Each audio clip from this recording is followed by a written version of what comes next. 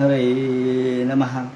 धर्माचा जणू मूर्तिमान पुतळा धर्माचा जणू मूर्तिमान पुतळा भासे जना भुवरी भासे जना भुवरी दीक्षा देऊन जो जगतिया दीक्षा देऊनि जो जगतिया बद्धास हो उद्धरी बद्धास हो उद्धरी वाणीने वदता भागवती कथा वाणीने वदता भागवती कथा व्यासा प्रती भासला व्यासा प्रती भासला तो हा गुरु श्री जनार्दन असा तो हा गुरु श्री जनार्दन असा पाटांगणी शोभला. पाटांगणी सद्गुरुनाथ महाराज की जय.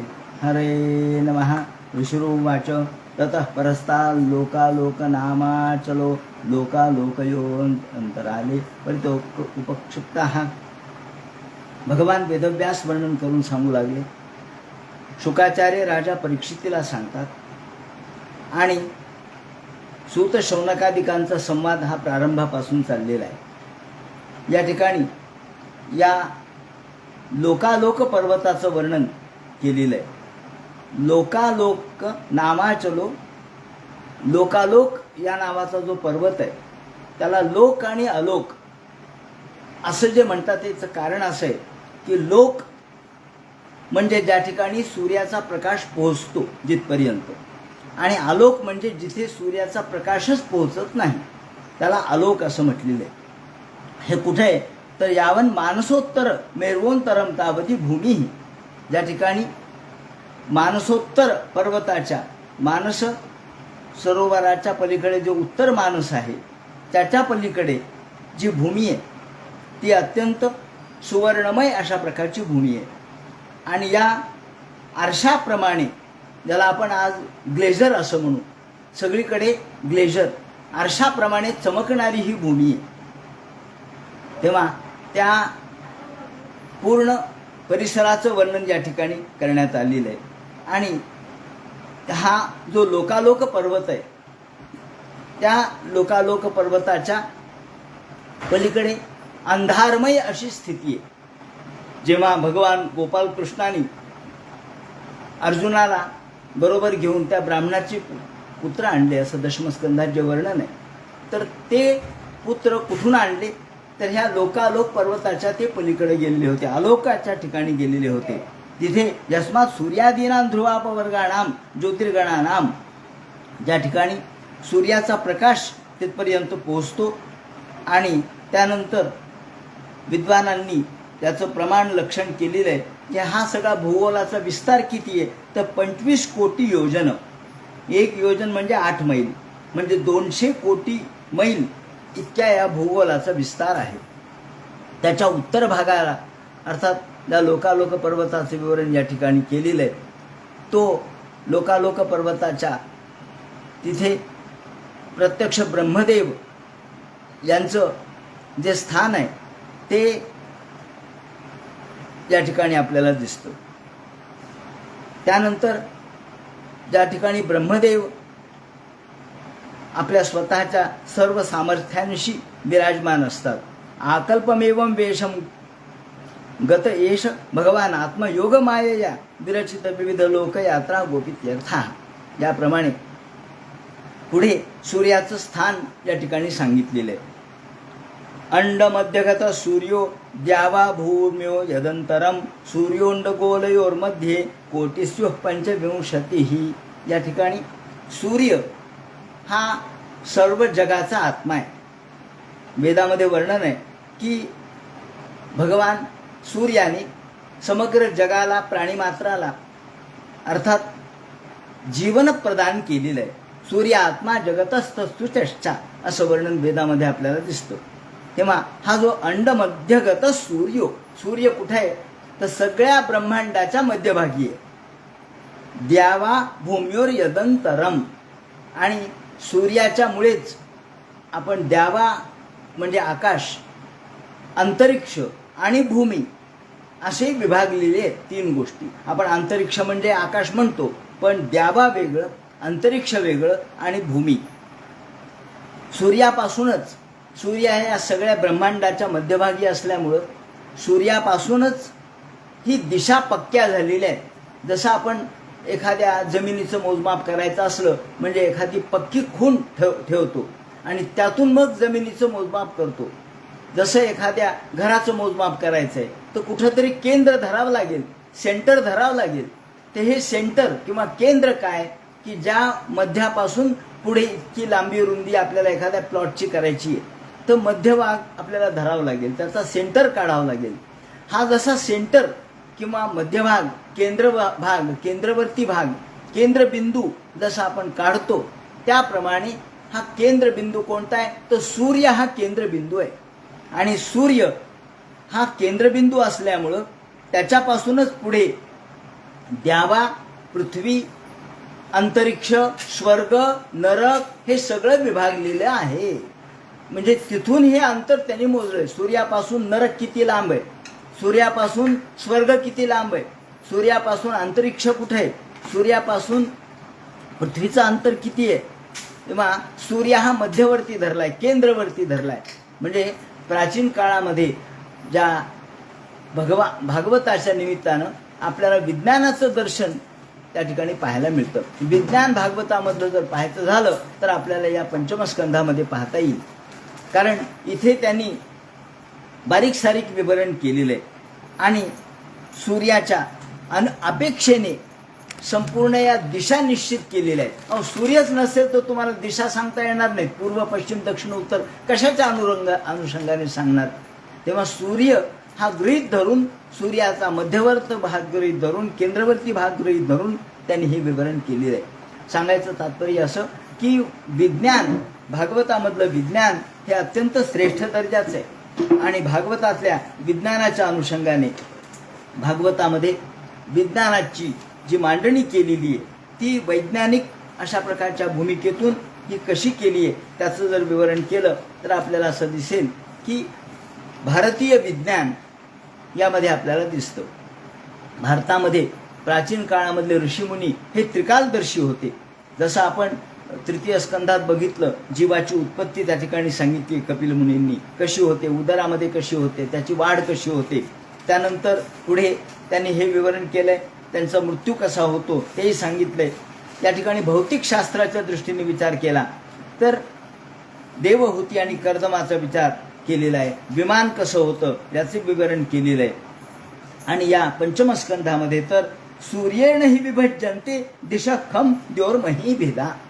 सूर्यानेच हे विभागलेले कोणते सगळ्या दिशा, आकाश, मही म्हणजे पृथ्वी आणि अंतरिक्ष, स्वर्ग, नरक हे सगळं सूर्याने विभागलेलं आहे. याचं वर्णन ते करतात. सूर्येण ही विभज्यन्ते दिशा खम द्योर्मही भेदा स्वर्गापवर्गो नरका रसवकांशीच सर्वशः.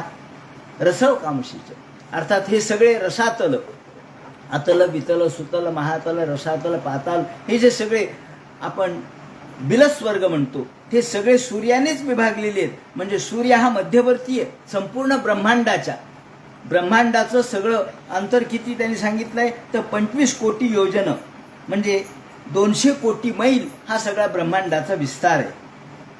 याप्रमाणे आपल्याला या सूर्याचं स्थान पक्क केल्याशिवाय आपल्याला मोजमाप करता येणार नाही.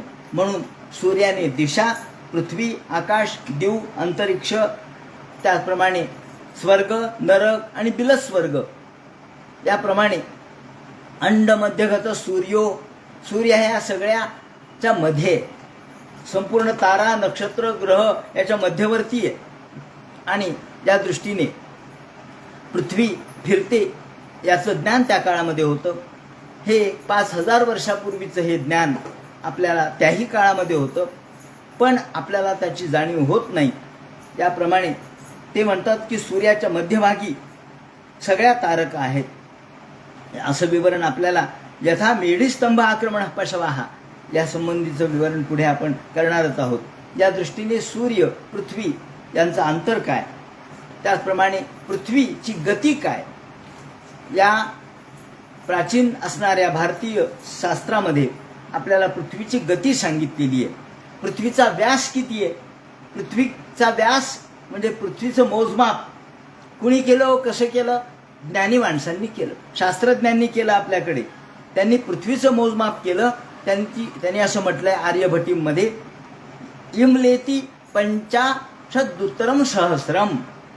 पंचा इला म्हणजे किती, तर इले ती इला पृथ्वीचा व्यास म्हणजे इला इतका आहे असं म्हटलंय. तर इला म्हणजे काय, इला म्हणजे काय, तर पंचाशदुत्तरम सहस्रम म्हणजे पृथ्वीचा व्यास 1050 इतके योजन आहे.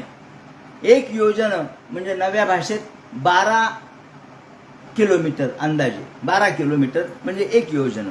तर मग पृथ्वीचा व्यास किती आहे, तर 1050 गुणिले 12 असं जर केलं तर 12,715 असं प्राचीन शास्त्रज्ञांनी सांगितलंय. ऋषीमुनीने सांगितलंय की पृथ्वीचा व्यास 12,715 आहे आणि आज शास्त्रज्ञ सांगतात 12,742 आहे. किती फरक आला, फार कमी, सुई इतकं सुद्धा फरक नाही. आजचं विज्ञान म्हणतं की पृथ्वीचा व्यास 12,742 आहे आणि त्या काळात सांगितलंय 12,715 आहे. 12,700 इथपर्यंत तर बरोबर आलं. तेव्हा 42 आणि 15 इतक्या अगदी अणुमात्र फरक आज शास्त्रज्ञांनी केलेला आहे. सांगायचं तात्पर्य असं की त्यावेळेला जे विवरण केलंय ते अगदी शास्त्रीय पद्धतीने केलंय, त्यात थोडी सुद्धा काडी मात्र चूक नाही. या दृष्टीने आर्यभट याच्याशी हे आपण जुळवतो.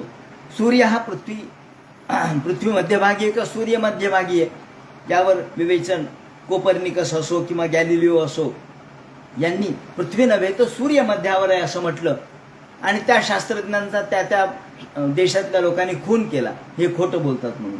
पण आपल्याकडे 5-10 हजार वर्षापूर्वीच सांगितलंय की सूर्य मध्यभागी आहे. यन मध्यगतो भगवान तपसाम तपिस्तपना आतपेन त्रिलोकीम.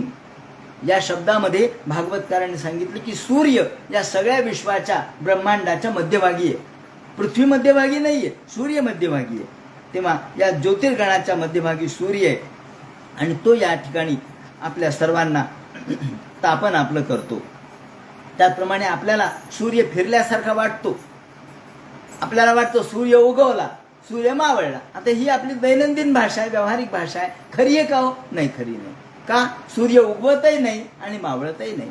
कारण आपल्याला भागवतामध्येच त्या ठिकाणी म्हटलंय न हे कस्य द्वितीयस्य ब्रह्मण परमात्मना कर्मभिर्वर्धते ते जो रसे ते यथा रवे. हे रवी म्हणजे सूर्य ज्याप्रमाणे उगवल्यासारखा वाटतो आणि मावळल्यासारखा वाटतो असं विवरण या ठिकाणी केलंय.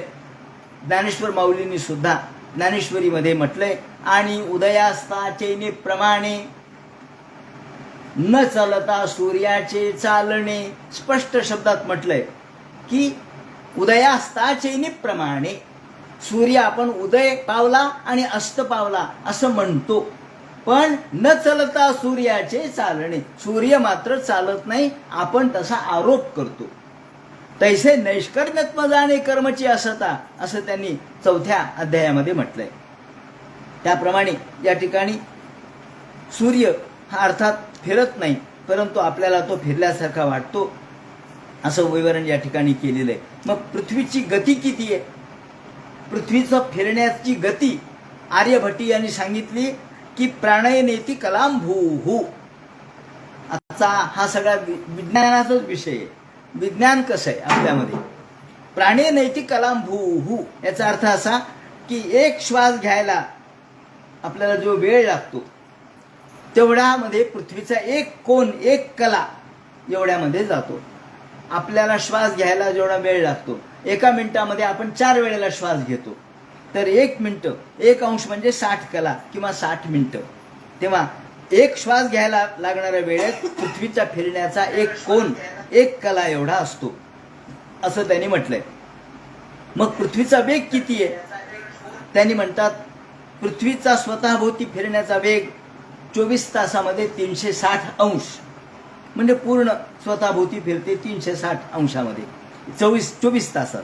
1 तासामध्ये 15 अंश फिरते, 4 मिनिटामध्ये 1 अंश फिरते, 1 मिनिटामध्ये 15 कला फिरते आणि 4 सेकंदामध्ये 1 कला फिरते.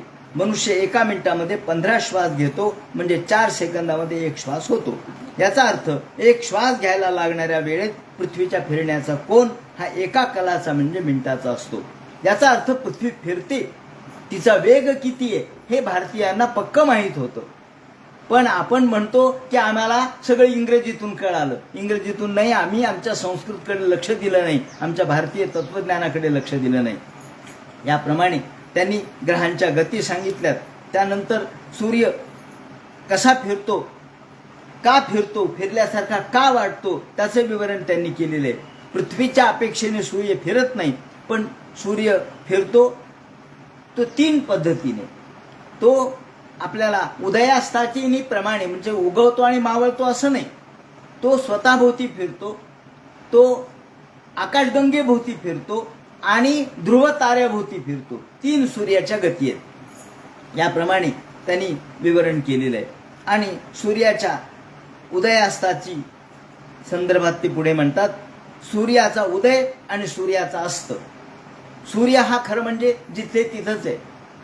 आपण मेरू पर्वताच्या ठिकाणी म्हणजे आता आपल्याला सकाळ झाली, दुपार झाली, संध्याकाळ झाली असं म्हणतो आपण, आता रात्र झाली, पण मेरू पर्वताच्या वरती सतत 12 वाजण्याचा सूर्य असतो. म्हणजे तिथे सकाळी होत नाही, दुपारी होत नाही, संध्याकाळी होत नाही. तिथे नित्य दुपारच झालेली असते मेरू पर्वताच्या मध्यभागावर. म्हणजे सूर्य आपल्याला पृथ्वीच्या फिरण्यामुळं तो उगवला मावळला असं वाटतं, पण सूर्य हा जिथे तिथंच आहे. तो मेरू पर्वताच्या वरच जिथे तिथं आपल्याला स्थिर आहे. तळपणारा सूर्य त्यांनी भागवतकारांनी वर्णन केले की आकाशमंडलामध्ये असं स्थान आहे की जे रात्र आणि दिवस हा भेद नाही. त्या ठिकाणी सूर्य हा मेरू मंडलाच्या तिथे कायम उगवलेलाच असतो. सूर्याचा उदय आणि अस्त या अनुषंगानं ते म्हणतात की यत्रोदिती तस्यः समान सूत्र निपाते निम्लोचती उदयो यो लंकायाम सोस्तमयाः सवितुरेव सिद्धपुरे मध्यान्नो यमकोट्याम रोमक विषयर्थ रात्रम स्यात्. या ठिकाणी भागवतकारांनी सुद्धा हेच सांगितलंय आणि आर्यभटीय हेच सांगतात की ज्या ठिकाणी लंकेमध्ये जर सूर्य उगवत असतो तर ग्वाटेमा म्हणजे आजच्या काळातलं ग्वाटेमा, जुन्या काळातलं सिद्धपूर, लंकेमध्ये जर सूर्य उगवला तर सिद्धपूरमध्ये त्याचा असतं. तेव्हा यमकोटी म्हणजे कोरिया, आजचा उत्तर कोरिया हा देश, तिथे मध्यान्ह आणि रोमक म्हणजे रोम या ठिकाणी अर्धरात्र. वेगवेगळ्या ठिकाणी सूर्याच्या वेगवेगळ्या स्थिती आपल्याला दिसतात. आता हे कधी 5000 वर्षापूर्वी सांगितलंय. आज आपण विमानाने अमेरिकेला जातो, रशियाला जातो, आज आपल्याला लक्षात येतं ते तिकडची घड्याळं वेगळे, इकडची घड्याळं वेगळे, आपल्याला घड्याळ बदलावे लागतात, वेळा बदलाव्या लागतात, हे आज आपल्याला कळतं. पण 5000 वर्षापूर्वी जेव्हा लोक परदेश गमन करत नव्हते तेव्हा सुद्धा ऋषीमुनींनी हे सांगितलंय की जर श्रीलंकेमध्ये सूर्य उगवला तर सिद्धपुरामध्ये त्याचा अस्त आपल्याला दिसतो. यमकोटीमध्ये म्हणजे कोरियामध्ये मध्यान्ह आहे आणि रोममध्ये अर्धरात्र आहे. म्हणजे हे सगळं आज आपल्याला खरं लक्षात यायला लागतं. या दृष्टीने हा सूर्याच्या ह्या गती त्यांनी सांगितल्यात. सूर्य स्वतःभोवती फिरतो, त्याला स्वतःच्या आसाभोवती तो फिरतो, परिभ्रमण करतो. ते त्याला 24 ते 26 दिवस वेळ लागतो. सूर्याची दुसरी गती म्हणजे आकाशगंगेभोवती तो फिरतो. तेव्हा त्याचा सूर्य प्रति सेकंद, सूर्याची गती किती आहे? प्रति सेकंद, प्रति क्षणाला 200 ते 2 किलोमीटर, 202 किलोमीटर म्हणजे साधारणतः 200 किलोमीटर एका सेकंदाला इतक्या गतीने तो फिरतो. म्हणजे एका तासाला अंदाजे 5 लाख मैल एवढं तो फिरतो. आणि सूर्याची तिसरी गती म्हणजे आपली आकाशगंगा आहे. ही स्वतःच्या विश्वाचा केंद्रबिंदू मानलेली आहे आणि त्या ताऱ्याकडे आपण चाललेलो आहे. ही सूर्याची तिसरी गती. सूर्याच्या गतीचं वर्णन करण्याकरता त्याचं चाक त्रिनाभियुक्त आहे असं म्हटलंय. म्हणून वेदाने एका शब्दात सांगितलं, सूर्य त्रिनाभियुक्त आहे. त्रिनाभी म्हणजे काय हो? नाभी म्हणजे केंद्र. जसं एखादा रथ आहे किंवा बैलगाडी आहे, त्याच्या जसं चाक असतं आणि चाकामध्ये जसं एक आऱ्या असतात त्याच्या वेगवेगळ्या चाकाला आणि त्याचा मध्य असतो, आऱ्याचा मध्य असतो. त्या जो आऱ्याचा मध्य आहे, थुंबा आपण म्हणू त्याला, तर त्याला केंद्र म्हणतात, त्याला नाभी म्हणतात. तर सूर्याला 3 नाभी आहेत म्हणजे 3 केंद्र आहेत. कोणते? एक स्वतःभोवती फिरल्याचा, एक आकाशगंगेभोवती फिरण्याचं आणि तिसरं ध्रुवाभोवती फिरण्याचं संपूर्ण. याप्रमाणे सूर्याचं वर्णन या ठिकाणी केलेलं आहे. आणि ते म्हणतात की ज्याप्रमाणे विश्व हे ध्रुव ताऱ्याभोवती बांधलेलं आहे. ध्रुव तारा मात्र स्थिर आहे आणि एखादं शिंक जसं लटवावं त्याप्रमाणे हे विश्व पोकळीमध्ये असून मेढीस्तंभाभोवती जनावर फिरावं तसं विश्व या ध्रुव ताऱ्याभोवती फिरतंय. याचं वर्णन या 5व्या स्कंधातही आहे आणि ध्रुवाच्या वर्णनात सुद्धा हेच वर्णन केलेलं आहे. यथा मेढीस्तंभम आक्रमण पशवा संयुक्ता स्त्रिभिः स वनैर्यथास्थानं मंडनानि चरन्तेव भगणाग्रहादया.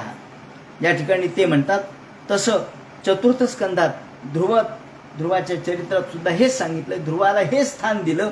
मेढ्या गोचक्रवत स्थान उचरंती दक्षिणीकृत्य भ्रमंतो यत्स्य तारकाः. याप्रमाणे त्यांनी विवरण केलेलं आहे.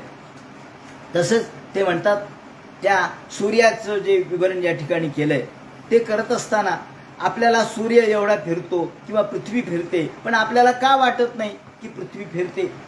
आपल्याला तर काहीच कळत नाही. पृथ्वीची गती प्रचंड आहे, मग एवढ्या गतीची कल्पना आपल्याला काय येत नाही? ते म्हणतात त्याचं कारण असं आहे की जसं एखादा कुंभाराचं चाक आहे आणि कुंभार तो फिरवतोय आणि त्या चाकावर एक मुंगी चालली आहे. कुंभाराचं चाक फिरतंय डावीकडून उजवीकडे गरगर गरगर आणि मुंगी त्या चाकावर एखाद्या दिशेला चालली आहे. त्या मुंगीला कळत नाही की चाक फिरतंय. त्या मुंगीच्या लक्षात येत नाही चाक फिरतंय. ती तिच्या पद्धतीने चाललेली असते. त्याप्रमाणे ते म्हणतात की जसं मुंगीला कळत नाही की आपण फिरतोय पण चाक देखील फिरतंय, हे जसं मुंगीला कळत नाही तसं आपल्याला हे कळत नाही. याप्रमाणे ते म्हणतात. आता दक्षिणायन आणि उत्तरायण कसे होतात ते त्यांनी सांगायला सुरुवात केली की वास्तविक सूर्य हा फिरत नाही, पण सूर्याच्या दृष्टिकोनातून विचार केला, पृथ्वीच्या दृष्टिकोनातून विचार केला तर आपण सूर्य उगवला सूर्य मावळला म्हणतो. त्याप्रमाणे सूर्य जरी फिरत नसला तरी या ठिकाणी 12 राशी मानलेल्या आहेत आणि 12 राशीमध्ये सूर्य एकेका राशीमध्ये एक महिना राहतो असं विवरण केलेलं आहे. आणि त्या दृष्टीने यावत दक्षिणायन महानिवर्धनते, दक्षिणायनामध्ये दिवस लहान रात्र मोठी, उत्तरायणामध्ये दिवस मोठा रात्र लहान. हे दक्षिणायन आणि उत्तरायण का होतात तर सूर्याच्या या गतीमुळे होतात. असं हे विपरीत परिवर्तन आपल्याला होताना दिसतं. वेगवेगळ्या राशीमध्ये तो फिरतो, प्रत्यक्षात त्या राशीत तो जात नाही, पण खालून तसं वाटतं आपल्याला. जसं सूर्य पूर्वेकडे उगवला पश्चिमेकडे मावळला असं आपण म्हणतो, तसंच या राशीतून गेला असं आपल्याला वाटतं. मग हे आभासमय जरी असलं तरी ते आपल्याला इथून दिसतं, ते वर्णन केलेलं आहे. त्यानंतर सूर्य हा दिवसभरामध्ये 24 तासामध्ये जे फिरतो त्याचं विवरण त्यांनी केलंय की ते कसं फिरतो. तर आधी तो देवधानी म्हणजे इंद्रपुरीमध्ये जातो पूर्वेला, त्यानंतर तो दक्षिणेला जातो. 6-6 तासाचा अंतर आहे, साईडचोक 24. त्याप्रमाणे 6 तासानंतर तो दक्षिणेला जातो, यमपुरीकडे जातो. त्यानंतर 6 तासांनी तो पश्चिमेला जातो, वरुणाच्या नगरीत जातो आणि 6 तासांनी तो उत्तरेला सोमाच्या नगरीत जातो. याप्रमाणे देवधानी नाम दक्षिणतो याम्याम संयमनी नाम पश्चात वारुणी म्हणजे वरुण दिशेला आणि निम्लोचनी नाव आहे त्याचं. आणि उत्तरतः सौम्या विभावरी नाम, चंद्राच्या नगरीचं नाव विभावरी आहे, तिथे तो जातो. याप्रमाणे तो फिरताना आपल्याला दिसतो. आणि सुमेरू पर्वतावर दुपारचे 12 वाजलेले असतात कायम. जसं नॉर्वेमध्ये दुपारचे 12च वाजलेले असतात, तिथे सूर्य अनेक दिवस मावळतच नाही म्हणे, तिथे दुपारच झालेली असते. याप्रमाणे भूतानाम प्रवृत्ती निवृत्ती निमित्ताने समय विशेषण मेरोश चतुर्दिशम. या ते म्हणतात सूर्य ज्या ठिकाणी उगवला यत्रोदेती तस्य समान सूत्रे निपाते, तिथून जर लांब अशी रेषा काढली किंवा एक दोरी धरली, सूर्य जिथून उगवला आणि सूर्य जिथे मावळतो तिथे जर दोरी धरली तर आपल्याला त्याचा बरोबर त्याच्या विरुद्ध दिशेला तो मावळतो. जिथे तो उगवतो त्याच्या विरुद्ध दिशेला मावळतो. यत्रोदेती तस्य समान सूत्रे निपाते निम्लोचिते क्वचन संदेनाभितपती तस्य हैष समान सूत्र निपाते प्रस्वापयती तत्र गतन्न पश्यंती. आपल्याला याप्रमाणे सूर्य जिथे उगवतो त्याच्या अगदी विरुद्ध दिशेला तो मावळतो. याचं वर्णन आर्यभट्टी यांनी केलेलं आहे. आता सांगितल्याप्रमाणे की सूर्य कुठं उगवला आणि कुठं मावळला याचं विवरण त्यांनी केलेलं आहे. त्यानंतर इंद्रनगरीपासून पुढे यमपुरी अशा 15 घटका म्हणजे 6 तासामध्ये तो हा 2,37,75,000 योजन एवढा प्रवास तो करतो. याप्रमाणे म्हणजे 19 कोटी 2 दशलक्ष मैल एवढा प्रवास सूर्याचा आहे रोजचा. त्याप्रमाणे ते म्हणतात एका मुहूर्तामध्ये मुहूर्तेन 34 योजनान्यष्टाधिकानी. याप्रमाणे एका मुहूर्तामध्ये तो केवळ म्हणजे 2.5 घटकामध्ये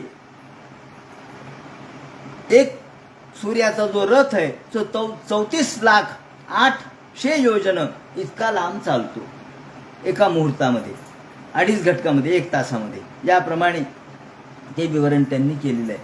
आणि त्यानंतर रथाचं त्याचं एक टोक हे सुमेरू पर्वतावर आहे, दुसरं मानसोत्तर पर्वतावर आहे आणि याच्या आसाच्या भागावर आपल्याला बाह्य भागावर तिथे मानसोत्तरे कृतेतर भागो यत्र प्रोतम रविरथ चक्रम, रवीचं रथ आहे अशी कल्पना केलेली आहे. त्याचं रथाचं जे चाक आहे ते 3 भाग आहेत त्याचं एक टोक सुमेरू पर्वतावर आहे, दुसरं टोक मानसोत्तर पर्वतावर आहे, ते आसाच्या बाह्य भागावर आहे.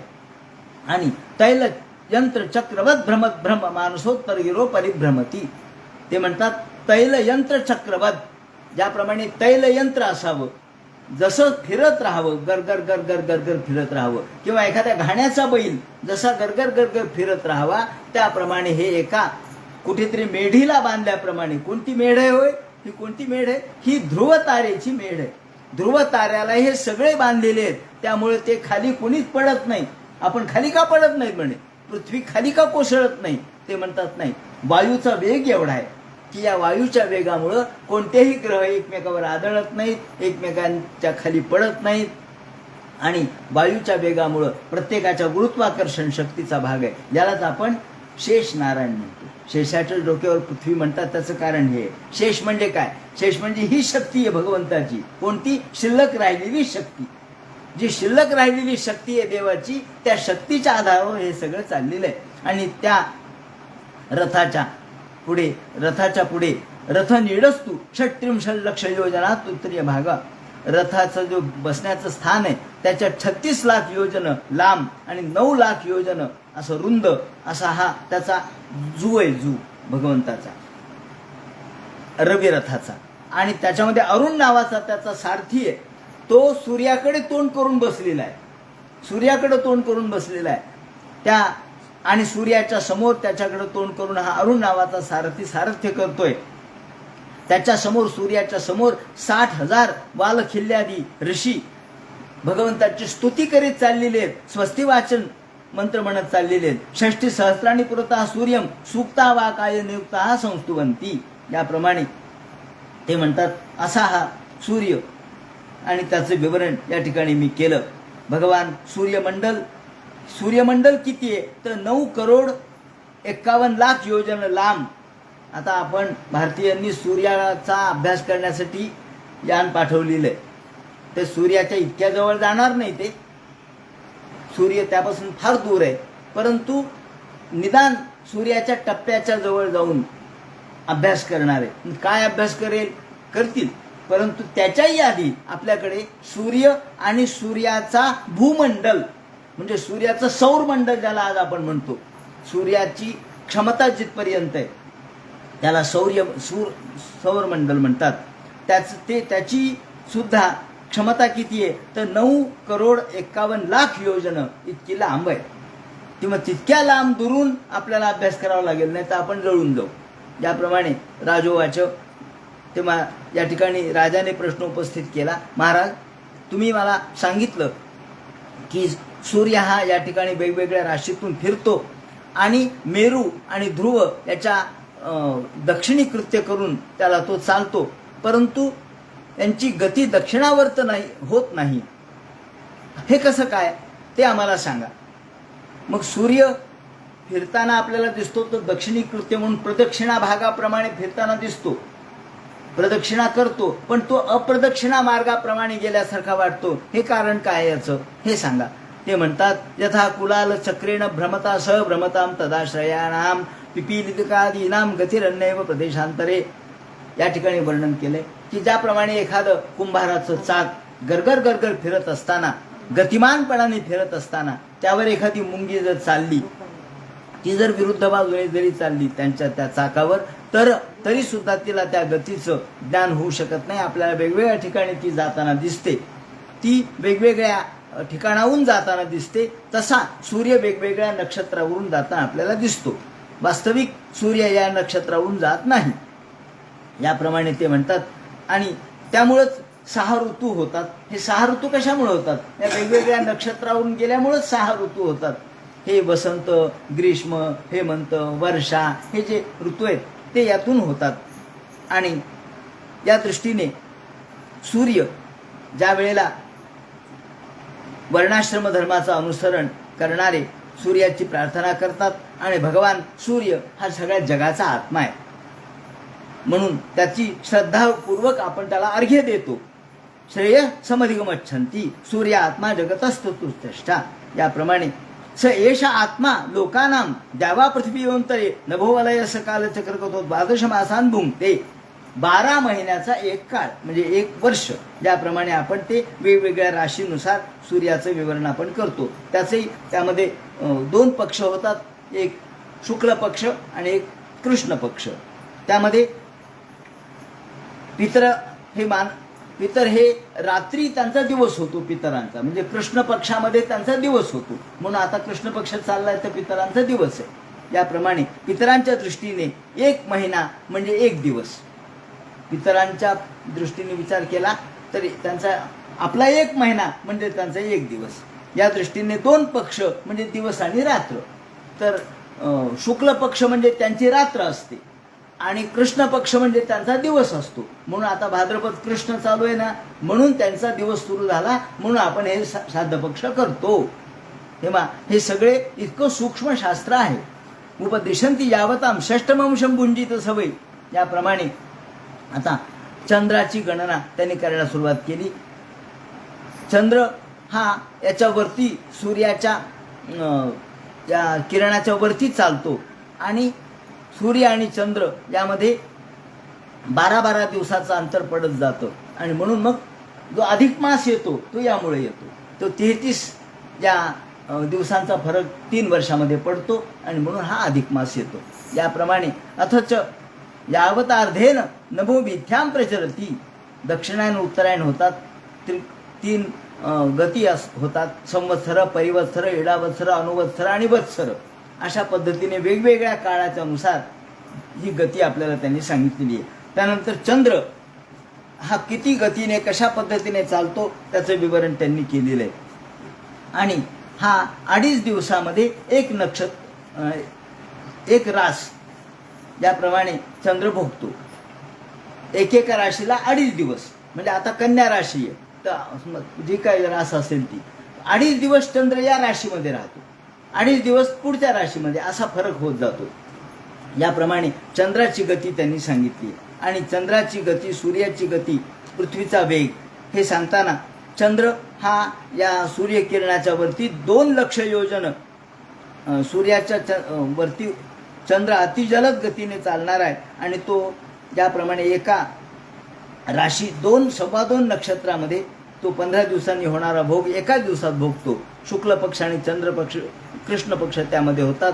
आणि पितरांची अहोरात्र असून अन्नमय असल्यामुळं जीवसमूहाचा प्राणरूप जीवन हेतू जीवरूप होऊन 33 मुहूर्तांनी 1 नक्षत्रांचा उपभोग घेतो. याप्रमाणे प्रत्येकाच्या गती त्यांनी सांगितलेल्या आहेत. पृथ्वी आणि चंद्र यांची गती किती आहे तर पृथ्वीच्या 1 महिन्याचा मार्ग चंद्र 2 दिवसात चालून जातो. चंद्र 30 मुहूर्तामध्ये 1 नक्षत्र पार करतो.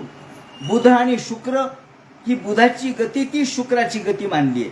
मंगळ एका राशीमध्ये 1.5 महिना राहतो. बृहस्पती एका राशीत 1 वर्ष राहतो. आणि शनी एका राशीत 30 महिने राहतो. म्हणून आपण म्हणतो 7.5. भागवतामध्ये या ठिकाणी चंद्राची गती सूर्याच्या अपेक्षेने सांगितलेली आहे. आजचं विज्ञान सूर्याला पृथ्वीच्या ठिकाणी कल्पून आयनिक वृत्तावर सूर्य आणि इतर ग्रहांची मांडणी करतं. त्यामुळे चंद्राची गती सूर्याच्या अपेक्षेने सांगितलेली आहे, पण मुळात ती पृथ्वीच्या अपेक्षेने आहे. तसेच बुधाची आणि शुक्राची गती सूर्याच्या अपेक्षेने सांगितलेली आहे. त्याचे दोन अर्थ आहेत. एक म्हणजे महायुगातलं बुधाचं आणि शुक्राचं भगण हे सूर्या इतकंच आहे असं आर्यभट्टाने आपल्या ग्रंथात सांगितलेलं आहे. तर दुसरा अर्थ असा आहे की पृथ्वीवरून बुध आणि शुक्र सारख्याच प्रमाणात चालताना दिसतात, हे निरीक्षणावरून त्यांनी नोंदवलंय. म्हणजे 5000 वर्षापूर्वी भारतीयांना आयनिक वृत्त, पृथ्वी, चंद्र, ग्रह इत्यादींचं ज्ञान होतं असं आपल्याला दिसतं. त्यानंतर सूर्यप्रकाशाचे रंग त्यांनी सांगितले. आता आपण आज म्हणतो की सूर्यामध्ये 7 रंग आहेत. सूर्याच्या किरणामध्ये आपल्याला पांढराच तेवढा दिसतो, पण जेव्हा त्याचं आपण विभाजन करतो किंवा त्या एखाद्या लोलकामधून सूर्यकिरण जर पाठविले तर त्यातून 7 रंगाचं रूप आपल्याला दिसतं. जसं इंद्रधनुष्य आपल्याला दिसतं. इंद्रधनुष्यामध्ये 3-4 रंग आपल्याला दिसतात. ते कशाचे? सूर्याच्या किरणाचेच रंग आहेत. ते म्हणतात, इथं वर्णन केलेलं आहे, रथ निडस्तू 36 लक्ष योजना असतात तुरीय भागा विशाल असतावान रवी रथ युगो यत्र हयाश्छंदो माना सप्तारुण योजिता वहंती. आता हे भागवत किंवा कोणतेही पुराण हे रूपकाच्या भाषेमध्ये बोलतं. सूर्याच्या रथाला 7 घोडे आहेत असं आपण म्हणतो. 7 घोडेच कशामुळं? 7 रंग आहेत. ते रंग म्हणजे घोडे असं तुम्ही समजा. याप्रमाणे हे 7 रंग आहेत सूर्याच्या या किरणाचे. सप्तारुण योजिता वहंती देवमादित्यम असं त्याने म्हटलंय. सूर्याच्या रथातील बसण्याची जागा 36 लक्ष योजन लांब, 9 लक्ष योजन रुंद. त्या सूर्यरथाचं जोखड म्हणजे 9 लक्ष योजन लांब आहे. आणि त्या ठिकाणी अरुण सारथी हा गायत्र्यादी छंदोमय घोडे त्याला जोडलेले आहेत. आणि सूर्याच्या या जे रंग आहेत वेगवेगळे त्याचं वर्णन या ठिकाणी केलेलं आहे. रथातल्या सूर्याच्या बसण्याची जागा याचं वर्णन केल्यानंतर सूर्याचं किरण म्हणजे लोलकातून अरुणाच्या शरीरातून जाताना 7 रंगाचं पृथक्करण होतं. त्या 7 रंगाचं प्रतीक म्हणजे 7 घोडे. याप्रमाणे सप्तारुण योजिता वहंती असं त्यांनी म्हटलंय. याप्रमाणे अश्व शब्द इथं वापरलाय. तो सूर्यप्रकाशाचा रंग या अर्थाचा आहे. या दृष्टीने सूर्यप्रकाशाच्या रंगाचं वर्णन त्यांनी केलेलं आहे. म्हणजे सूर्य आणि सूर्यप्रकाशाच्या रंगाचं, त्याचप्रमाणे सूर्यग्रहणाचं, चंद्राच्या कला ह्या कशा आहेत याचं वर्णन खगोलशास्त्रीय दृष्टीने भागवतकारांनी केलेलं आहे. आणि चंद्र, सूर्य, तारका तसंच पुढे उशनसा म्हणजे शुक्र हा त्याच्या चंद्राच्या वर त्यांनी सांगितलाय. आणि तो जर शुक्र हा बुधाच्या गतीप्रमाणेच त्याची गती सांगितलेली आहे. तो मंगलकारी ग्रह आहे, सगळ्यांना आनंद देणार आहे. पण जर तो सूर्याच्या गतीचं उल्लंघन करणारा असेल तर मग मात्र वादळ, त्याचप्रमाणे दुष्काळ हे पडण्याची शक्यता असते. त्यानंतर त्याच्या पुढे वरती 2 लाख योजन मंगळ ग्रह आहे. आणि तो जर वक्रगतीने चालला नाही तर एक राशी 3 पक्षामध्ये भोगतो, अशा 12 राशी भोगतो.